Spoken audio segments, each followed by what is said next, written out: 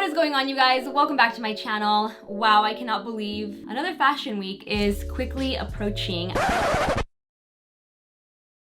I don't know where time has gone. I don't know where summer has gone. I'm not ready for fall, but I'm ready for fall makeup. So Sephora reached out because they wanted me to do a look incorporating some of their Luxe at Sephora items, things like YSL, Dior, Hourglass, and create a look that is very reminiscent of Fashion Week. And if you didn't know, I did start my career as a freelance makeup artist, so I worked a lot of fashion weeks. I didn't ever get to work backstage. It's a little too nerve-wracking for me, but I did do a lot of clients that were going to fashion week events and things like that, and the makeup is always very trendy, very cool. It's definitely my kind of makeup. I love borderline editorial looks that are still wearable, like what I have on right now. It's like a little too much blush, but just the right amount of blush, so it says she's edgy, she's trendy, she's editorial, but still very much approachable. So this is the look that I'll be creating for you guys today. I'm gonna be sharing some of my favorite Luxe items from Sephora, and as a freelance makeup artist, I used to stock my kit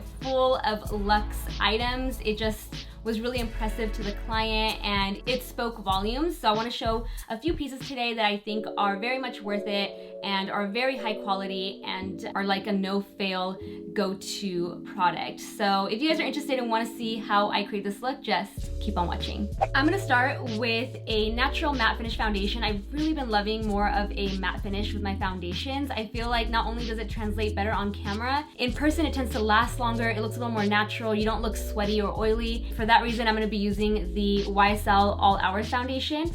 I think that this foundation is so beautiful. It still looks like skin, especially for a matte foundation. A lot of the times with mattes, it can easily go south. You can start to look dry or crepey, not crappy, crepey, but not with this one. It still looks like skin. So I'm gonna go ahead and dispense a little on the back of my hand. I like to first apply it with a brush so I get a nice sheer application, and then I take my beauty blender and blend it out. So I'm using this Sephora Pro Foundation brush number 47 to just stipple it on, blend it out, get a nice light coverage. And the shade I'm using, by the way, is BD45. I'm a little tan right now. This is also a 24-hour wear foundation. Not that I recommend you ever wear foundation or any makeup for 24 hours, but in extreme circumstances, maybe you stay out really late during fashion week, you have an after party, and you have a show to catch really early in the morning, you can just leave your makeup on from the night before and keep the party going. I'm also gonna be using this as my eyeshadow base, so I'm gonna go ahead and apply a little foundation to the lids as well, bringing it down the neck just a tiny bit, ears if your ears are lighter than the rest of your face,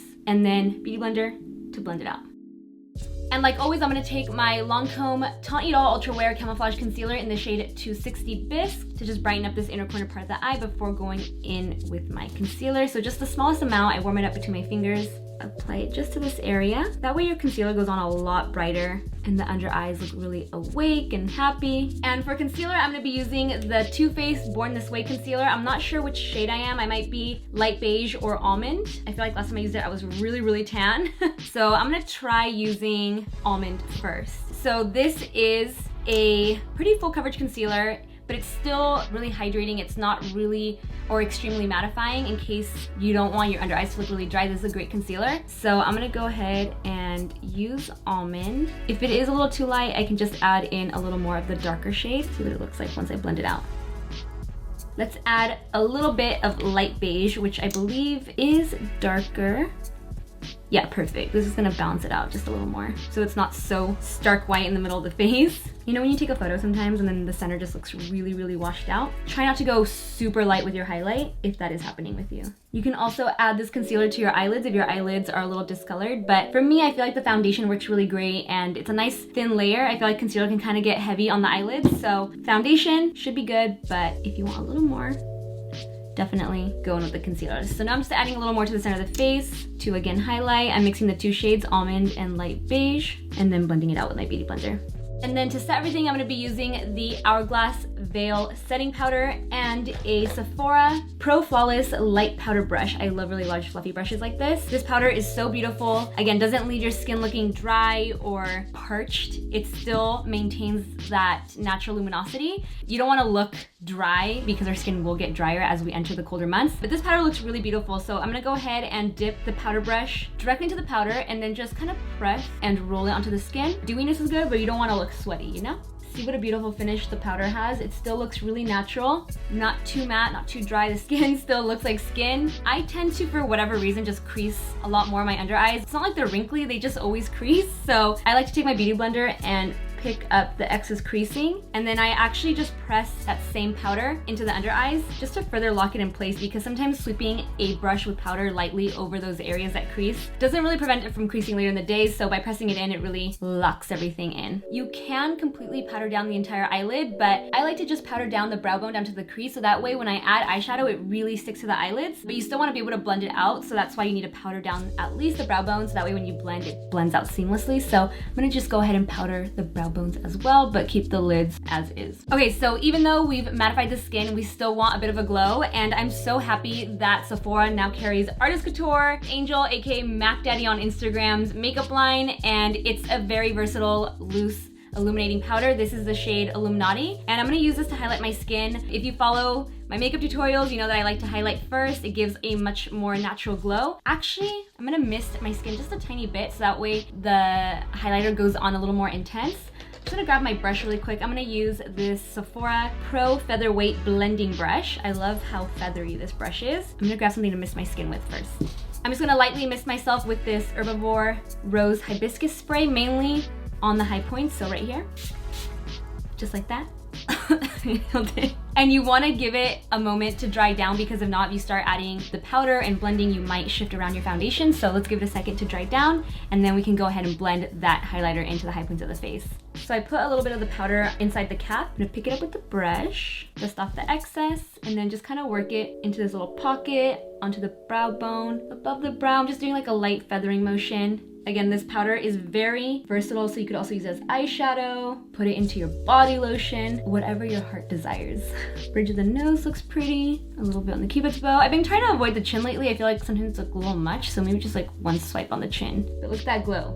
Really subtle, really beautiful. So for bronzer, I'm gonna be using two different bronzers from Hourglass. It's the same bronzer, two different colors. I'm using Luminous Bronze Light and Nude Bronze Light. So I'm gonna go in with Nude Bronze Light first. I don't wanna say it's completely matte. It has like a nice sheen to it, but this is more of a matte finish, while Luminous Bronze Light is definitely more of that shimmery bronzer to bring back some more glow. So I'm gonna start with the matte bronzer first, and I'm actually gonna use that same large powder brush. It looks scary, but I don't want a really chiseled, contoured looking face. I want it to look really soft. So I'm gonna be creating shadows and shading and structuring the face with bronzer while also warming the skin up. So I'm gonna pick it up on this really large fluffy brush, and I'm gonna just kind of work it into the hollows of the cheeks, bringing it onto the apples of the cheeks, forehead, jawline, down the neck. And then I'm gonna pick up some of the Luminous bronzer and just go over those same areas. Not so much the hollows of the cheeks, but definitely forehead and apples of the cheeks. So just lightly brush it onto the forehead. It's gonna give us a nice glow without being too glowy like an illuminator on the forehead would be. So just lightly sweep it, and we're good to go. We can move on to the eyes. And before I add any eyeshadow, I'm gonna fill in my brows with my all-time favorite Dior Brow Styler in the shade Universal Brown. And I always start with the top first to create the arch, and then I fill in whatever is needed on the bottom. For the eyes, I want to create almost like a naked eye, but with a little bit of color. Super trendy, having like a really nude, sparkly eye. A little bit of mascara. I feel like it's very fashion forward, even though, you know, I'm not the biggest fashionista. I feel like my makeup is. I'm gonna stop right there. So I'm gonna go ahead and apply the Tom Ford Shadow Extreme. This is, I believe, shade number 15. The packaging is so beautiful, it's just really shiny, so I'm having a hard time reading it with the lights. But it's this beautiful pink glittery eyeshadow, and this is all that we're gonna apply to the lids. It's really gonna pop, but be subtle at the same time, if you guys are feeling the vibes. So what I'm gonna do is take my fingertip, I'm gonna pick up some of this shadow. Look at it on my fingertip. So pretty. I'm gonna work a little bit off my hand so it doesn't go on so dramatic, because I want it to be kind of like a light wash on the lid. I'm gonna pick up the creasing on the lid first. Always do that just to make sure you're not setting in those creases. So I'm just picking it up with my beauty blender, and then I'm gonna take my fingertip that has the shadow and just press and sort of glide onto the eyelid. So I want it to look, again, like a nice soft wash of color, almost like blush on the eyes. Kind of like, what's on her eyes? She's mysterious, but I like it. So just really press it on. I don't want it to come off too pink or too pigmented, but you can go that route if you want. So once I have it on there, I'm gonna blend out the edges just to see what it's looking like. Do I wanna add more shadow? Do I wanna keep it as is? I'm gonna take this Sephora Pro tapered crease brush. It's really nice and fluffy, not too fluffy. And I'm just gonna buff out these edges. So I think that's actually perfect. I always feel weird with a bare under eye. Some people like it. I always feel like I have to add something or else I feel like my eyes are not complete. So I'm picking up some more of this shadow with a Pro Airbrush shadow brush, number 30, also by Sephora. And I'm just gonna run it along the lower lash line right here. Keep it really, really soft. So if it starts to look like a lot, press it in with that brush. And then grab a clean brush to just further blend it out so it doesn't look so intense. I'm taking a Pro Shadow number 14 brush and just buffing it out. And it's okay if you get some of the glitter on your skin. I actually think that looks really pretty when you get just like little flecks of glitter. Obviously you don't want a ton of fallout, but little bits of glitter on the skin I think looks pretty. That could just be me though. If you want to get rid of the glitter, get a little piece of tape and roll it off your skin. But see how that looks? I think that looks so trendy and fashion-y. I'm at a lack of words here, you guys. I'm failing you today. So I'm gonna go ahead and do the same thing to the other side. Now to make this even more editorial, I'm gonna do something with my blush that might sound a little intimidating, but it's one of my favorite things to do with blush, to add like a little something to a otherwise kind of simple makeup look. I'm gonna be taking a cream blush. This is the Nudestix Nudies All Over Face color in the shade Bareback, which is a really nice soft neutral pink. And when using a cream blush, I like to warm it up on the back of my hand. The color is perfect, very monochromatic. And I take my beauty blender, pick up the blush, and I'm actually gonna apply the blush a lot higher than where you would normally apply your blush. So still starting with the apples, I'm gonna blend it up and almost bring it into the crease right here. And then just kind of connect it into like this giant C, and it gives you this very somewhat editorial-esque kind of look. Just go for it. Don't overthink it. Don't overthink the placement. Just do this giant C. And then the blush is so natural and soft that it doesn't end up looking crazy. It just gives this really cool effect. That's kind of hard to explain, but it works. Trust. Just like that. Do you see what I mean? It almost looks connected, but still very wearable. Kind of like throwback to Rihanna at the Met Gala when she had that very fuchsia blush across the entire face. I thought that was stunning. I almost forgot one more thing that I want to do for the eyes. I want to use that same Illuminati Diamond Glow Powder from Artist Couture on the inner corner part of the eyes just to add a little pop. So I'm picking up that loose illuminator on a Pro Drawing Shadow Brush, number 41 from Sephora. I'm just gonna pop it into this inner corner for a nice little highlight. And then we can go in with mascara. This mascara has definitely moved up into my top 3 favorite mascaras. I love mascaras that make my lashes look really thick and full and dark, but not dry or crispy. I still want them to have some flexibility to them, still feel hydrated and not brittle. And this is definitely one of those mascaras. This is Monsieur Big, Mr. Big by Lancome. I really love the brush on this mascara as well. It's really large and fluffy, and I feel like it really pulls and stretches the lashes out, makes them bolder and thicker, and I just love this mascara. So I'm gonna go ahead and apply a generous amount to my lashes. And before I move on and do the other side, I just want to show you guys a quick comparison before and after. See what I mean? It makes your lashes look really bold and thick, not clumpy though. So I'm just gonna go ahead and do the other side.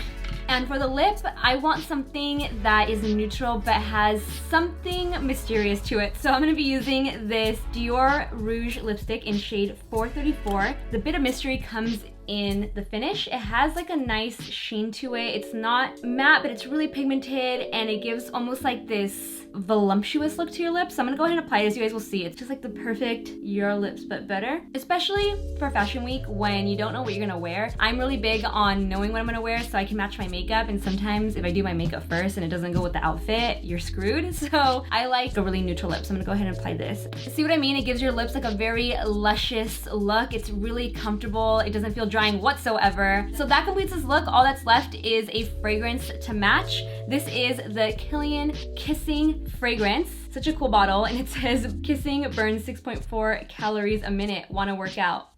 Kyle. Just kidding. So I'm gonna go ahead and give myself a spritz, give it a try, and that completes this look. the look is complete. I hope you guys enjoyed it. Let me know if you are a self-proclaimed fashionista, if this is something that you would pair with a trendy outfit. I wouldn't consider myself a fashionista. I do like fashion. It's just that I'm 5 feet tall. For those of you who were not aware, I know some people think that I'm like this giant, and I'm actually so petite that a lot of the really trendy fashion pieces out there just don't look right on me, like those cropped bell bottoms that were trending towards the end of last year. On me, I just looked like a little leprechaun. It didn't work. So I do like fashion just to a certain extent. You definitely have to feel confident in what you're wearing. Same thing with makeup in order to be able to rock it, and some pieces just don't work on me, and I admit that. I hope you guys enjoyed this look. Definitely check out all the items that I used in today's video at Sephora and Sephora.com. If you have any questions about anything that I used or the techniques, comment down below. And as always, give this video a like, share it, subscribe, hit that notification bell, and I will see you in the next one. Bye guys.